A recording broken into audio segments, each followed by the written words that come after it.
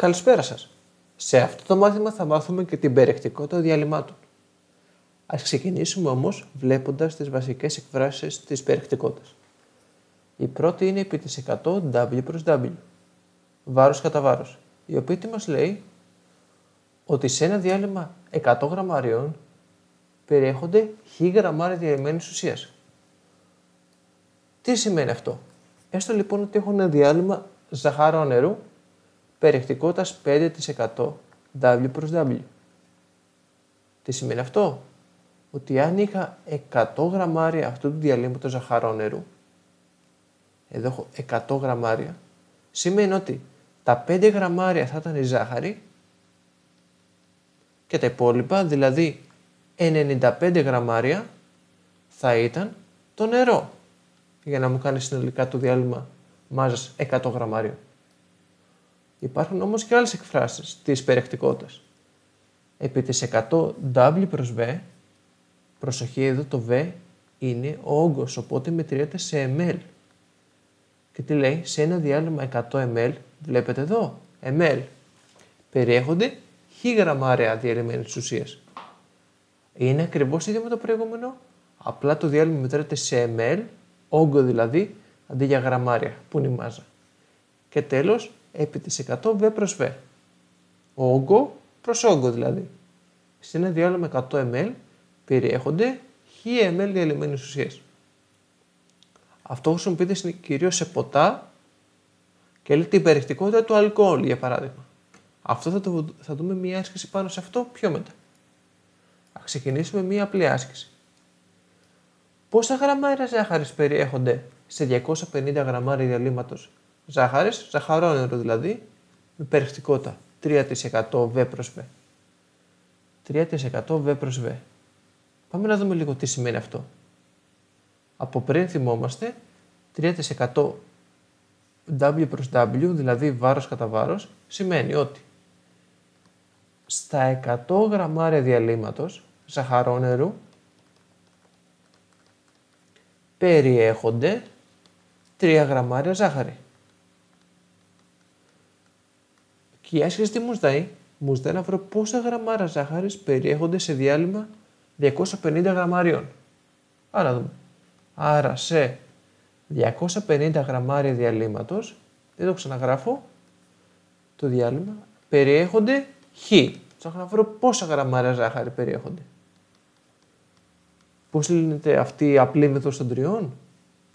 Πολλαπλασιάζω το 100 με το χ, το πάνω αριστερά με το κάτω δεξιά και τα υπόλοιπα μεταξύ τους. Ξεκινάω πάντα με το χ. Άρα 100 επί χ ίσον, υπάρχει εδώ ανάμεσα ίσον, 3 επί 250.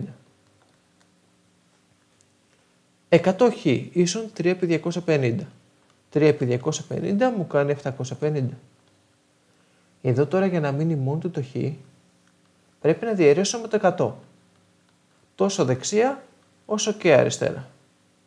Το αποτέλεσμα μου είναι χ ίσον, για να απλοποιήσω εδώ σβήνω ένα μηδενικό πάνω και κάτω. 75 προς 10 μου κάνει 7,5. 7,5 γραμμάρια τι? Ζάχαρης.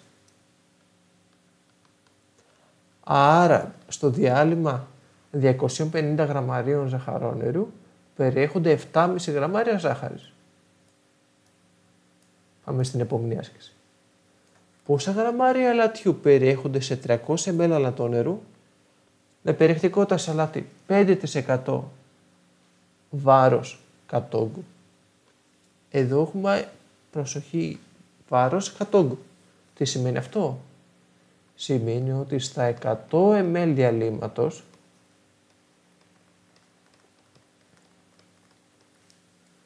περιέχονται 5 γραμμάρια αλάτι. Προσοχή, ml στο διάλειμμα, γιατί υπάρχει ο όγκος εδώ, το V. Και τι μου ζητάει? Πόσα γραμμάρια αλατιού περιέχονται σε 300 ml αλατό νερό. Άρα στα 300 ml διαλύματος περιέχονται 1000 γραμμάρια, αυτό ψάχνω, αλάτι. Πάλι εδώ λύνεται με χιαστή. 100 επί χ είναι ίσο με 5 επί 300. 100 χ είναι ίσο με 1500. Διαιρώ με το χ τόσο δεξιά όσο και αριστερά για να μείνει μόνο του. Σβήνω ένα μηδενικό πάνω κάτω.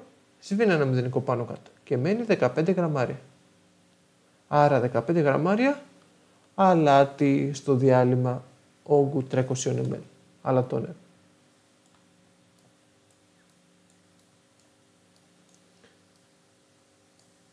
Επόμενη άσκηση. Λίγο πιο σύνθετη.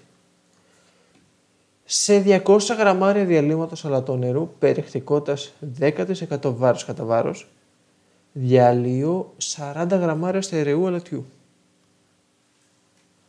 Οπότε, προσοχή εδώ. Είχα ένα διάλειμμα μάσας 200 γραμμαρίων αλατό νερού, το οποίο έχει περιεκτικότητα 10%.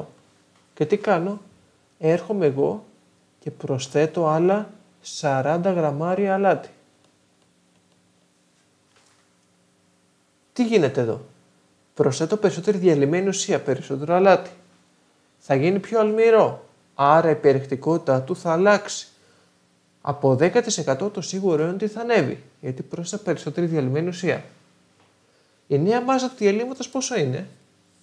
Το διάλειμμα αρχικά έχει μάζα 200 γραμμάρια. Εγώ πρόσθεσα όμως άλλα 40. Επομένως, η νέα μάζα του διαλύματος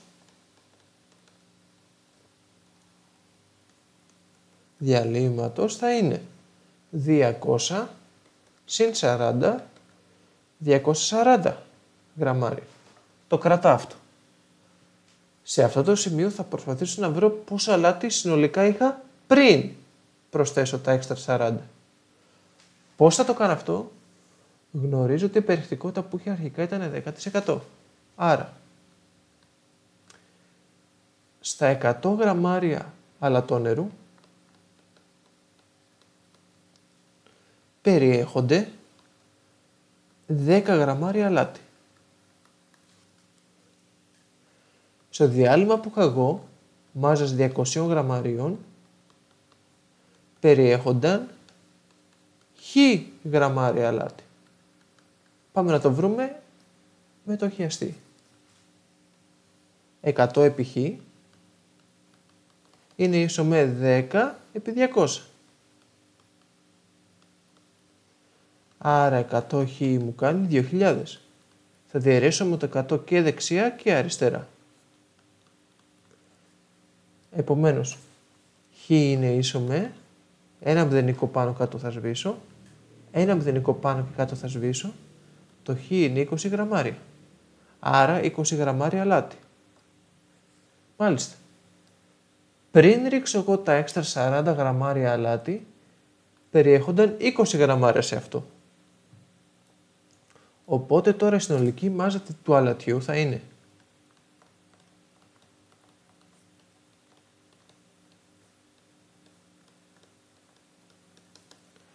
20 που ήταν πριν, συν 40 που πρόσθεσα, 60 γραμμάρια αλάτι. Και η νέα μάζα του διαλύματος, του τελικού, είναι 240. Άρα, πάμε να τα γράψουμε συγκεντρωτικά. Τελική μάζα για το αλάτι θα είναι 60 γραμμάρια. Ενώ για το διάλειμμα αλατό νερού θα είναι 240 γραμμάρια.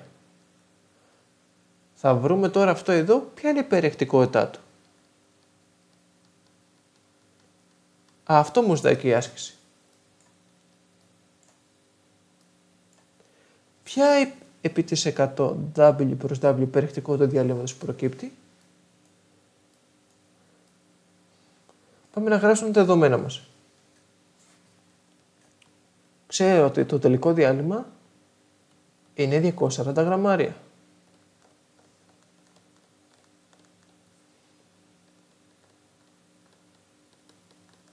Και περιέχονται 60 γραμμάρια αλάτι. Για να βρω την επί της 100 περιεκτικότητα λέω επί της 100, άρα στα 100 γραμμάρια αλατό νερού περιέχονται, δεν το ξαναγράφω, χ γραμμάρια αλάτι. Κάνω το χιαστή 240 χ, που να είναι ίσο με 100 επί 60, άρα 240 χ να είναι ίσο με 6.000. Διαιρώ με το 240 τόσο αριστερά όσο και δεξιά και μου μένει χ ίσον, σβήνω ένα μηδενικό πάνω και ένα κάτω, αυτό εδώ μου κάνει 25. Άρα 25 γραμμάρια αλάτι. 25 γραμμάρια αλάτι πώς σε 100 γραμμάρια διαλύματος. Άρα η περιεκτικότητα είναι 25% βάρος κατά βάρος. Και εδώ τελειώνει η άσκηση αυτή. Πάμε να βρούμε και να λύσουμε και την τελευταία άσκηση. Για σήμερα. Στην ετικέτα ενός κρασιού είναι γραμμένη η ένδειξη 8% volume. Το volume είναι από τον όγκο. Άρα το 8% volume δεν μας αγχώνει καθόλου. Στην πραγματικότητα είναι 8% όγκο κατ' όγκο. Να βρεθεί ποια ποσότητα αλκοόλης που είναι η διαλυμένη ουσία. Σημειώνω εδώ ότι η αλκοόλη είναι η διαλυμένη ουσία. Περιέχεται σε 500 ml του κρασιού αυτού. Αρκετά απλή άσκηση, απλά ήθελα να τη λύσουμε για να δούμε τον volume τι σημαίνει. Σε περίπτωση που το δούμε στο σχολείο να μην φοβηθούμε. Πάμε. 8% περιεκτικότητα. Τι σημαίνει αυτό? Σημαίνει ότι στα 100 ml διαλύματος, που εδώ είναι το κρασί, περιέχονται 8 ml αλκοόλης. Και εγώ ψάχνω να βρω στα 500 ml του κρασιού πόση αλκοόλη περιέχεται, πόσα ml αλκοόλης, γιατί είναι V προς V. Κάνω εγώ το χιαστή, 100 επί χ είναι ίσο με 500 επί 8. Άρα 100 χ είναι ίσο με 5 επί 8, 40. Και δεν ξεχνάω και τα δύο μηδενικά δίπλα. Θα διαιρέσω με το 100 για να μείνει μόνο το χ τόσο δεξιά όσο και αριστερά. Άρα χ ίσον, σβήνει ένα μηδενικό πάνω και ένα κάτω, ένα μηδενικό πάνω και ένα κάτω και τι μένει 40 προς 1, μα φυσικά 40 ml αλκοόλης. Άρα 40 ml αλκοόλης σε διάλειμμα κρασιού 500 ml. Αυτά για σήμερα. Ελπίζω να σας βοήθησαν οι ασκήσεις αυτές. Ευχαριστώ πολύ που παρακολουθήσατε. Γεια σας.